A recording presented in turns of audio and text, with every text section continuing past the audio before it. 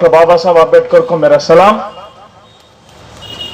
कार्यक्रम के अध्यक्ष माननीय विजय पाटिल साहब, प्रमुख वक्ता डॉक्टर प्रकाश राठौड़, माननीय माधुरीताई, माननीय विद्याताई, माननीय शिवचरण जी, सुधाताई, और अपने देश के संविधान को बचाने के लिए और इसे मजबूत करने के लिए पिछले 4 घंटे से यहां बैठे हुए कामठी के नागरिकों को मेरा जोरदार सलाम। दोस्तों, अगर यहां जितने महानुभावों ने जो भाषण दिया है उसमें एक एक शब्द तोलने लायक, मोलने लायक है, उसको मैं जोड़ रहा हूं। और जोड़ते समय अगर कोई मुझे पूछ ले कि 75 साल में क्या पाया है, ठीक है, बहुत सारी समस्याएं हैं, लेकिन एक जो बहुत बड़ी चीज आज यहां हमने देखा है कि जिस देश में एक अत्यंत होने वाले विद्वान महापुरुष को स्कूल के बाहर बैठ के पढ़ाई करना पड़ा, उसी देश में 75 साल के बाद 5 साल का विधान हमें यह विधान देके जाता है कि डरने की जरूरत नहीं है, देश सुरक्षित हाथों में है। इससे बड़ी सुरक्षा हमारे सामने नहीं। डॉक्टर बाबा साहब अगर यहां आ जाते आज तो शायद वो ये गाना गाते हैं कि हम लाए हैं तूफान से कश्ती निकाल के, इस देश को रखना मेरे बच्चों संभाल के। इसको संभालने के लिए कोई ऊपर से नहीं आएगा, कोई बाहर से नहीं आएगा, कोई आसमानी ताकत नहीं आएगी। दोस्तों, भाइयों और बहनों, इसको बचाने की जरूरत आपकी और मेरी है। विद्याताई और माधुरीताई ने खंत व्यक्त की कि इतना बड़ा चुनाव, प्रोग्रेसिव, आधुनिक विचार रखने वाला महाराष्ट्र, संत परंपरा रहने वाला महाराष्ट्र, और वो भी तब भी यहां के प्रोग्रेसिव सोचने वालों की हार हो गई।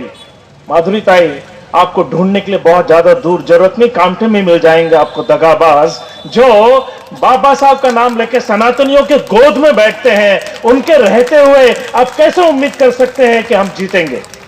अपने ही जब अपने को धोखा देते हैं तो उसको गद्दारी कहते हैं, उसको धोखा नहीं कहते हैं। इस बात को समझने की जरूरत है। और जब तक ये सनातनियों के गोद में बैठे हुए हमारे ही लोग इनको जब तक खींच के नहीं ला लेंगे, तब तक महाराष्ट्र में हमारी दोबारा जीत नहीं हो सकती। इस बात को हमने यहां सीखना चाहिए। एक कविता मुझे याद आई गई मजाज की कि दद्दा, उन्होंने हमारा घर जला दिया, बेटे हम घर फिर बनाएंगे। दद्दा वो घर फिर जलाएंगे तो बेटे हम घर फिर बनाएंगे। दद्दा वो घर बार बार जलाएंगे, बेटे हम घर बार बार बनाएंगे। दद्दा ये कब तक होगा बेटे? जब तक जलाने वालों के हाथ न जला दो, तब तक ये तो माधुरीताई, हमें दुश्मन मालूम है, हमें गद्दार मालूम है, सिर्फ जरूरत इस बात की है कि यहां जो बैठे हुए एक एक भीम सैनिक हैं, एक एक समाज के रक्षक हैं, ये अपने जैसे 10 पैदा कर लेंगे, उस दिन महाराष्ट्र में हमारी जीत को कोई रोक नहीं पाएगा। महाराष्ट्र भी हमारा होगा, हिंदुस्तान भी हमारा होगा। दोस्तों, 75 साल में क्या हुआ ये अगर बताना है, आज संविधान की हम बात करते हैं। मैं इस बात को मानता हूं कि भारत का संविधान दुनिया के इतिहास का एक क्रांति से कम नहीं है। एक क्रांति थी। क्यों? जिन लोगों को घरों के सामने से गुजरने की इजाजत नहीं थी, जिन लोगों को कुर्सियों पर बैठने की इजाजत नहीं थी, उन लोगों को दूसरे के बराबर बनाने का चमत्कार अगर किसी ने किया तो इस संविधान ने किया कि 3000 साल तक औरतों को शिक्षा लेने का अधिकार नहीं था। सावित्रीबाई फुले ने 150 साल पहले वो क्रांति ज्योति फैलाई और 1950 में जब संविधान लागू हो गया, महज 40 सालों के बाद इस देश के सबसे बड़े राज्य की मुख्यमंत्री बन गई एक दलित की बेटी, कुमारी मायावती बन गई। ये एक क्रांति से कम नहीं। हम कहां रोने बैठे हुए? इस देश में जिन लोगों को पढ़ने की इजाजत नहीं थी, मनुस्मृति में ये श्लोक लिखा गया है, चैप्टर नंबर 8 श्लोक नंबर 216, कि अगर कोई दलित वेदों को उच्चारण कर ले तो उसके मुंह में पिघला हुआ शीशा डाल दो, अगर वेदों को सुन ले तो उसके कान में गर्म तेल डाल दो। उसी देश में संविधान लागू होने के सिर्फ 40 साल के बाद श्रीमान नारायणन इस देश के राष्ट्रपति बन गए। ये इस संविधान की सबसे बड़ी उपलब्धि है। इसको हम कैसे झुटला दें? इसको हम झुटला कैसे देंगे? और जिस देश में वेदों को पढ़ना तो दूर, कक्का गग्गा बोलने पर बच्चों की जुबान काट ली जाती थी, उस देश में द्रविड़ यूनिवर्सिटी का वाइस चांसलर प्रोफेसर के.एस. चलम बन जाता है। यह इस संविधान की मजबूती है दोस्तों। इस संविधान की मजबूती यह, मैं आपको बता दूं क्या है। हमारा देश सेकुलर है। सेकुलर होने का मतलब क्या होता है, इस चीज को आप और मैं शायद समझे नहीं। राठौड़ साहब ने उसका जिक्र किया कि धर्म को मानते हुए भी धर्म की सत्ता को हटाने की बात करना सेकुलरिज्म होती है। और मैं आपको उसको उदाहरण दे देता हूं। जब हम विजुक्ता में थे, मैं सेक्रेटरी था, एक स्ट्राइक हुआ, हम अरेस्टेड हो गए, अरेस्ट कर दिए गए। मैं एक नास्तिक आदमी हूं, मैं कोई धर्म नहीं मानता हूं, मैं किसी आसमानी ताकत में विश्वास नहीं रखता। कोर्ट के सामने खड़ा किया गया। पब्लिक प्रोसिक्यूटर ने मुझसे बोला, मेरा नाम पढ़ा, युगल रायलू, अंदाज लगाया हिंदू परिवार में पैदा हुआ होगा। उसने गीता लाया और गीता मुझे कहा, गीता पर हाथ रखो और भगवान की कसम खाकर कहो, जो कुछ कहूंगा कहूंगा, सच के अलावा कुछ नहीं कहूंगा। मैंने वकील साहब को कहा, मैं झूठी कसम नहीं खा सकता। बोले क्यों? जब मैं भगवान में विश्वास ही नहीं करता तो मैं भगवान की कसम कैसे खाऊं? तो वकील ने क्या कहा मालूम है? अरे रायलू साहब, खा लो ना कसम, क्या फर्क पड़ता है? मैंने कहा, मैं भगवान से झूठ बोल सकता हूं, अपने अंतरात्मा से झूठ नहीं बोल सकता मैं। तो जज साहब ने सुना, तो जज साहब ने वकील साहब से पूछा, क्या झंझट चल रही है? तो वकील साहब ने जज साहब को कहा कि मैं डॉक्टर रायलू को कह रहा हूं कि भगवान की कसम खा लो। ये कहते हैं मैं भगवान की कसम नहीं खाऊंगा क्योंकि मैं नास्तिक हूं, मैं भगवान में विश्वास नहीं रखता हूं। तो जज साहब ने क्या कहा मालूम है? वकील साहब को सच कह रहे हैं, वो उनका अधिकार है नास्तिक होने का, और संविधान उनको यह अधिकार देता है कि वो नास्तिकता पाल सकते हैं। लेकिन जज साहब ने मुझसे पूछा कि मिस्टर रायलू, आप पढ़े लिखे आदमी है, कॉलेज में पढ़ाते हो, आप ही बताओ इस कोर्ट में आप कौन सी कसम खाओगे? मैंने कहा, जज साहब, मुझे इस देश में रहने का अधिकार और इस कॉलेज में पढ़ाने का अधिकार, मुझे प्राध्यापक जिस अधिकार ने बनाया उसको संविधान कहते हैं। मैं, अगर आप इजाजत दें तो मैं संविधान की कसम खाने के लिए तैयार हूं।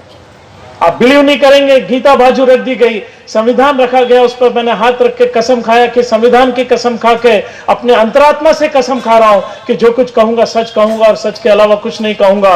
वकील साहब ने धीरे से मेरे कान में कहा, अब तो तुम किसी का बाप तुमको सजा नहीं दे सकता, तुमने संविधान की कसम खाई और जज साहब में बैठे हैं। ये ताकत है संविधान की दोस्तों, इस बात की याद रखिए।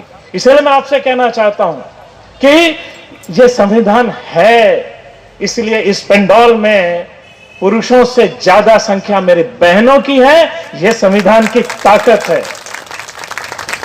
जिस देश में फूलन देवी को सिर्फ इसलिए महज मार दिया जाता है कि उसने अपने अधिकारों के लिए लड़ाई की, लेकिन यही संविधान है कि फूलन देवी को पार्लियामेंट में बैठा दिया, उन लोगों के सामने बैठा दिया जिनकी जमात ने उसके साथ बलात्कार किया था, और संविधान ने फूलन देवी को मेंबर ऑफ पार्लियामेंट बना के उनके बराबर का दर्जा दे दिया।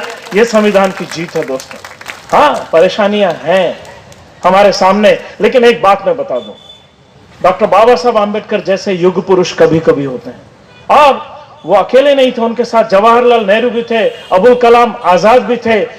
इन सब ने मिलकर ऐसे संविधान की रचना की जो आने वाले 100 साल नहीं, हजारों सालों तक टिक सके। इसका प्रमाण क्या मैं बताता हूं। अगर ये संविधान की मजबूती नहीं होती तो 300 सीट लाकर 2014 में MA in all political science हमारे देश के रहनुमा बन गए। उन्होंने पूरी कोशिश की, 10 साल तक कोशिश की कि यह देश हिंदू राष्ट्र बन सके, लेकिन संविधान की ताकत देखिए, इनकी मेजॉरिटी होने के बाद भी 10 साल में बाल बांका नहीं हुआ। यह देश संविधान के साथ चल रहा है, यह देश सेक्युलर है, यह देश धर्मनिरपेक्ष है। पूरी कोशिश करने के बाद इन्होंने आखिरी कोशिश क्या की? पिछले चुनाव में इनको जब समझ गया कि हमारे पास वो ताकत नहीं है कि हम देश को हिंदू राष्ट्र बना सकें, तो उन्होंने एक नारा दिया, अब की बार 400 पार। इन्होंने जैसे ही कहा आपकी पार 400 पार, तो संविधान वालों ने उनको 300 पार से भी नीचे लाकर 230 पर अटका दिया।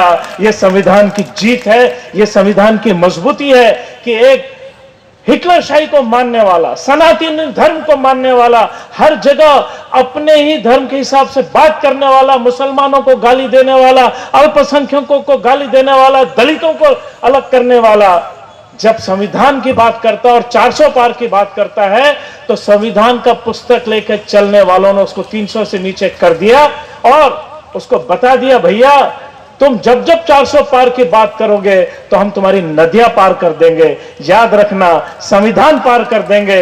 और उसको झक मार के बात करनी पड़ती है।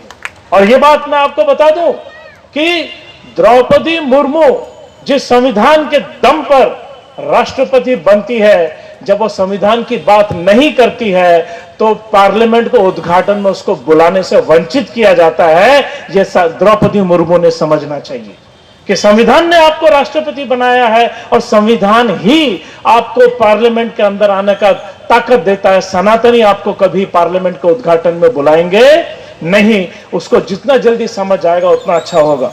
हमारे संविधान के कुछ बातों को मैं जिक्र करना चाहता हूं। आपने आर्टिकल 25 का जिक्र किया तो मुझे लगा मैं कुछ और आर्टिकल्स की बात करूं। और जो लोग, डॉक्टर राठौर ने बहुत सही बात की, जब हमारे पास कुछ नहीं था तो हम सड़कों पर थे और सब कुछ हासिल कर लिया सड़कों पर जाकर। आज लोगों के पास सब कुछ है, वो सड़क पर जाने से डर रहे हैं और सब कुछ गंवा के बैठेंगे। एक शायर ने खूब सुंदर लिखा है, उजालों में बैठे हैं जो, कौन? आपके कामठी वाले, आपके पश्चिम महाराष्ट्र में एक महान आदमी बैठा हुआ है। वो जो उजालों में बैठे हैं वो जानते ही नहीं अंधेरों का खौफ क्या होता है। अगर वापस अंधेरे में चले जाओगे तो तब वापस जाना भी मुमकिन नहीं होगा। इसलिए उनको बीच बीच में अंधेरों का डर दिखाते रहना चाहिए। हमारे संविधान के कुछ खास आयाम जिन पर मुझे विश्वास है, और मुझे उस विश्वास से यह विश्वास है कि यह संविधान इतना मजबूत है कि इसको कोई हाथ नहीं लगा सकता। इस संविधान ने आम नागरिक को सर्वोच्च अधिकार दिया है।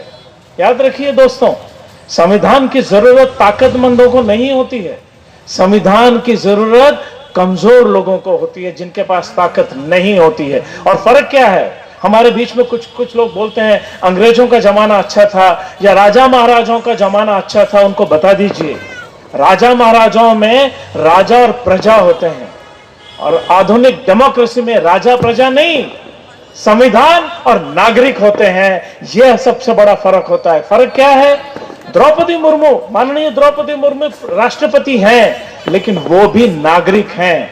आप और मैं साधारण हैं, हम भी नागरिक हैं। द्रौपदी मुर्मू को भी एक वोट, आपको और मुझे भी एक वोट, अनिल अंबानी को एक वोट, उसके ड्राइवर को भी एक वोट, कामठी के सड़कें साफ करने वाले स्वीपर को भी एक वोट, और अडानी को भी एक वोट। यह है संविधान की ताकत, इसको हमने बचाना चाहिए। तो संविधान कहता है कि आम नागरिक को सबसे बड़ा सम्मान। भारत का संविधान, खास बात मैं बता दूं, यह भारत की विविधता का सम्मान करता है। आप कैसे रहते हैं यह आपका अधिकार, मैं कैसा रहता हूं यह मेरा अधिकार। संविधान धर्मनिरपेक्ष है। हमारे बीच बहुत कम लोगों को मालूम है कि इस धर्मनिरपेक्षता का क्या मतलब होता है। दोस्तों, जब संविधान लिखा जा रहा था तो हिंदू महासभा के लोग डॉक्टर बाबा साहब आंबेडकर के पास गए और कहा, ठीक है बाबा साहब, पूरे संविधान में आपने एक भी बार भगवान का नाम, अल्लाह का नाम, गॉड का नाम नहीं लिखा है। आपको मालूम है ये बात? कभी संविधान का पुस्तक लीजिए, उसके 300 पेज पलट लिए, पहले वाक्य के पहले शब्द से लेकर आखिरी वाक्य के आखिरी शब्द तक भगवान नाम का जिक्र भी नहीं है, गॉड का जिक्र नहीं है। जिस देश में मरने पर भी बिना कर्मकांड के आदमी को मुक्ति नहीं होती थी, जिस देश में पैदा होने के बाद बच्चे का नामकरण भी कर्मकांड से होता था, जिस देश में शादी बिना कर्मकांड के नहीं होती थी, उस देश का राजतंत्र बिना कर्मकांड के शुरू करना, क्या यह क्रांति से कम नहीं है? दोस्तों, डॉक्टर बाबा साहब को हमने इसका क्रेडिट नहीं देना चाहिए कि पूरे कर्मकांड से इस देश के संविधान को बचा लिया, पूरे देश को बचा लिया। सेकुलरिज्म का मतलब क्या होता है? सेकुलरिज्म का मतलब यह होता है कि राष्ट्र का, देश का कोई धर्म नहीं होगा। The state shall not have a religion. आपका अपना धर्म हो सकता है, आपके घर में, आपके अपने घर में आप बौद्ध होंगे, आपके अपने घर में आप इस्लामिक होंगे, आपके अपने घर में हिंदू होंगे, लेकिन जैसे ही आप घर के बाहर निकलेंगे, आप ना तो हिंदू है, ना तो मुसलमान है, ना तो क्रिश्चियन है, ना बौद्ध है, आप सिर्फ और सिर्फ भारत के एक नागरिक होंगे। यह सेकुलरिज्म का मतलब होता है। और यही बात डॉक्टर बाबा साहब आपने जो कहा, first and last I am a citizen of India, the beginning and the end I am will be the citizen of India. इसका मतलब क्या होता है? डॉक्टर मनमोहन सिंह सिख थे, अपने घर में वो गुरु ग्रंथ साहब का पठन करें 10 बजे, लेकिन जैसे ही वो आकर प्रधानमंत्री की कुर्सी पर बैठेंगे, वो सिख नहीं रहेंगे, वो सिर्फ एक नागरिक रहेंगे। डॉक्टर एपीजे अब्दुल कलाम इस देश का राष्ट्रपति थे, घर में बैठकर वो नमाज पढ़ेंगे, बिल्कुल पढ़ने की इजाजत है, लेकिन जैसे ही घर से बाहर निकलेंगे और राष्ट्रपति भवन में अपने कमरे में जाएंगे, डॉक्टर एपीजे अब्दुल कलाम मुसलमान बनकर उस कुर्सी पर नहीं बैठेंगे, वो एक नागरिक बन के बैठेंगे। नरेंद्र मोदी सनातनी हिंदू हैं, बिल्कुल अच्छी बात है, उनका अधिकार है। जब अपने घर में होंगे तो पूजा पाठ करें, वेदों का अभ्यास करें, वो जो पढ़ना है पढ़ें और अपने इष्ट देवता को याद करें, उनको अधिकार है ये। लेकिन जैसे ही नरेंद्र मोदी प्रधानमंत्री के चैम्बर में आते हैं और प्रधानमंत्री की कुर्सी पर बैठते हैं, वो हिंदू नहीं होते हैं, वो सिर्फ एक नागरिक होना चाहिए। ये है सेकुलरिज्म। इसके भी आगे जाऊं मैं कॉलेज में पढ़ाता था, क्लास में पढ़ाता था, मैं नास्तिक हूं, लेकिन जिस वक्त मैं क्लास में जाता हूं, मैं अपनी नास्तिकता को भी क्लास के बाहर छोड़ देता हूं। और मेरे सामने जो बच्चे बैठते हैं वो हिंदू, मुसलमान, क्रिश्चियन, ईसाई नहीं, वो सिर्फ नागरिक होते हैं। और मैं हिंदू, मुसलमान, नास्तिक नहीं, मैं एक टीचर होता हूं। हम दोनों नागरिक हैं, हम दोनों के बीच का संबंध सिर्फ नागरिक का है। ये सेकुलरिज्म। तो जब बाबा साहब के पास हिंदू महासभा वाले गए और उन्होंने कहा, बाबा साहब सच बात है, आपने संविधान में भगवान का जिक्र नहीं किया, लेकिन कम से कम ओम तो लिख दीजिए पहले पन्ने पर। बाबा साहब ने एप्लीकेशन रखा। यह बात जब मुस्लिम लीग को पता चली तो मुस्लिम लीग ने भी कहा कि भाई ठीक है, आप ओम लिखिए, हमें कोई ऑब्जेक्शन नहीं है, आप हमारा चांद तारा लगा दीजिए या अल्लाह अकबर लिख दीजिए, हमें चलेगा। जो क्रिश्चियन समुदाय थे, वो उनके बिशप मिले डॉक्टर बाबा साहब आंबेडकर से, उन्होंने कहा बिल्कुल चलेगा, हमें भी आप ओम भी लिख दीजिए, अल्लाह अकबर भी लिख दीजिए, हमारा क्रॉस भी वहां छाप दीजिए, हमें चलेगा।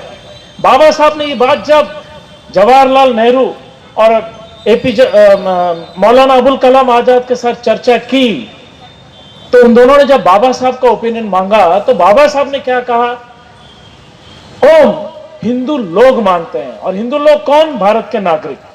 अल्लाह अकबर इसको कौन मानते हैं? मुसलमान लोग, भारत के जो मुसलमान लोग हैं वो भारत के नागरिक हैं।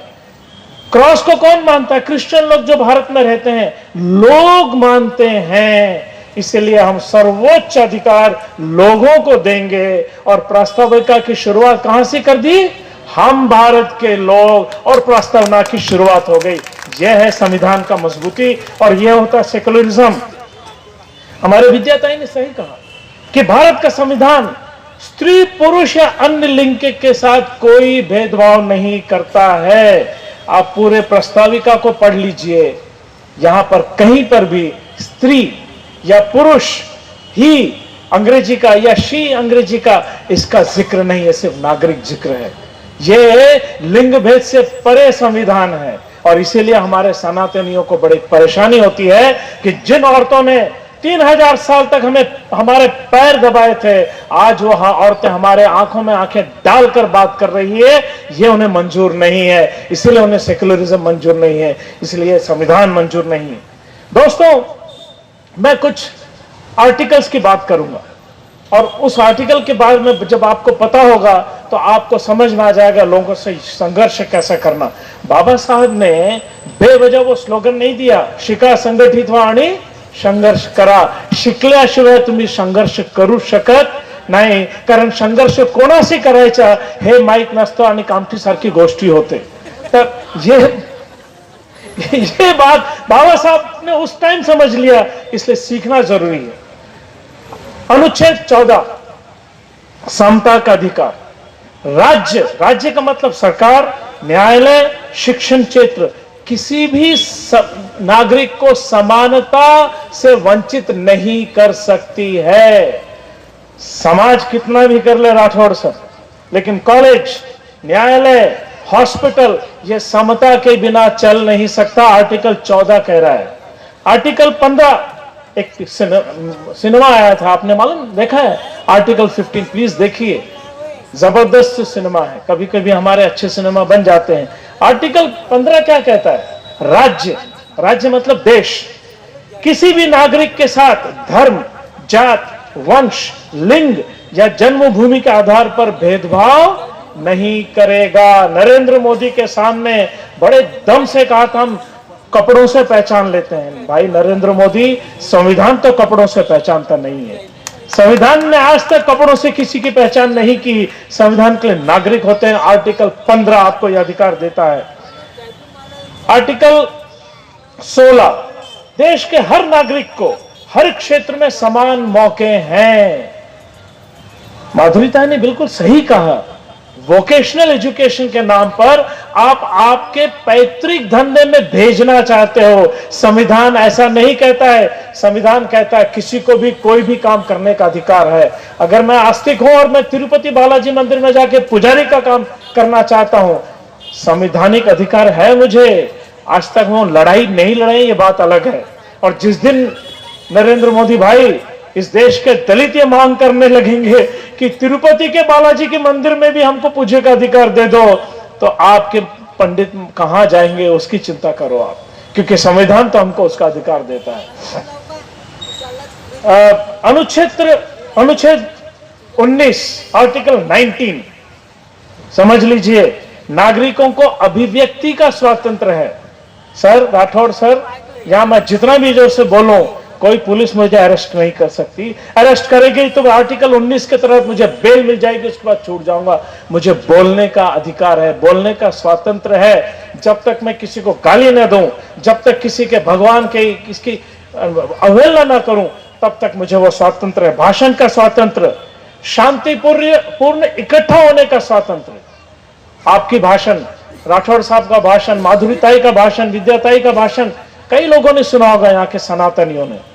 लेकिन वो पुलिस के पास जाके ये नहीं कह सकते हैं कि इस मीटिंग को खत्म करो. ये मीटिंग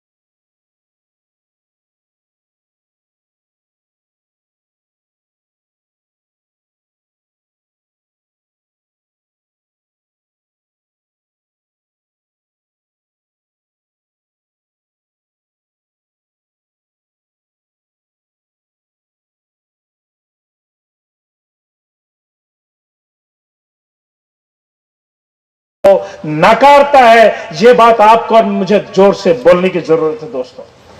आर्टिकल 29 अल्पसंख्यक समुदाय के अधिकार, जिससे सबसे ज्यादा अगर किसी को तकलीफ होती है तो सनातनियों को तकलीफ होती है. आर्टिकल 29 क्या कहता है?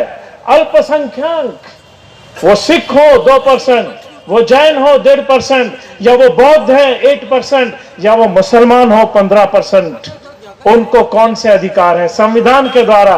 ये अपने कपड़ों से पहचानते होंगे, लेकिन संविधान हमें कपड़ों से नहीं पहचानता है. अल्पसंख्यक को अपनी भाषा को रखने का, अपनी लिपि को रखने का, अपनी संस्कृति को पालने का अधिकार है. कोई जरूरत नहीं हमें जय श्री राम बोलने की. हम नमो बुद्धाय बोल के भी जिंदा रह सकते हैं, हम अल्लाह अकबर बोल के भी जिंदा रह सकते हैं, और मेरा जैसा आदमी सिर्फ जय हिंद बोल के भी जिंदा रह सकता है। यह अधिकार हमको अनुच्छेद 29 आर्टिकल 29 देता है। आर्टिकल 29 एक और अधिकार देता है, खान पान और रहन सहन का अधिकार। मेरे फ्रिज में कौन सा मटन है यह देखने का अधिकार तुमको नहीं है, मेरे फ्रिज का अधिकार मुझे है, मेरे अंगने में तुम्हारा क्या काम है। तो ये बात, और अल्पसंख्यक को देश में किसी भी स्कूल में, किसी भी भाषा के स्कूल में एडमिशन लेने का अधिकार है।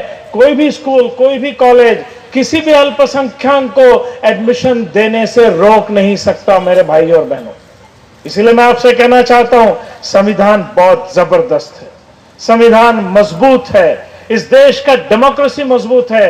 75 साल में हमको सबसे बड़ी जो दिया है कि 300 की संख्या आने के बाद भी ये इस देश के संविधान को बिगाड़ नहीं सके। हम एक स्लोगन देते आए हैं दोस्तों, जो हिटलर की चाल चलेगा वो हिटलर की मौत मरेगा। अभी तो सिर्फ 10 साल हुए हैं, हमने तो 65 साल तक संविधान चला के दिखाया है। तुम 10 साल में 300 से 230 तक आ चुके हैं, और 10 साल में हम 230 से 23 तक हम आपको लाकर दे देंगे। इस संविधान की ताकत है दोस्तों। मजाज की एक कविता से अपनी बात खत्म कर दूंगा। ये जो कार्यक्रम हम कर रहे हैं, और इस कार्यक्रम में इतने देर तक करीब 300-400 लोग 4 घंटे तक बैठे हैं, ये इस संविधान में अपने विश्वास को निहित करता है, और ये एक स्लोगन देता है, ये एक वार्निंग देता है उन सनातनियों को, अब तो हम जाग चुके हैं, अब तुम्हारी खैर नहीं। मजाज की कविता है, गर भेड़िया घुर्राता है, समझ लो कौन घुर्रा रहा है। गर भेड़िया घुर्राता है तो तुम मशाल जलाओ, घर भेड़िया घुर्राता है तो तुम मशाल जलाओ।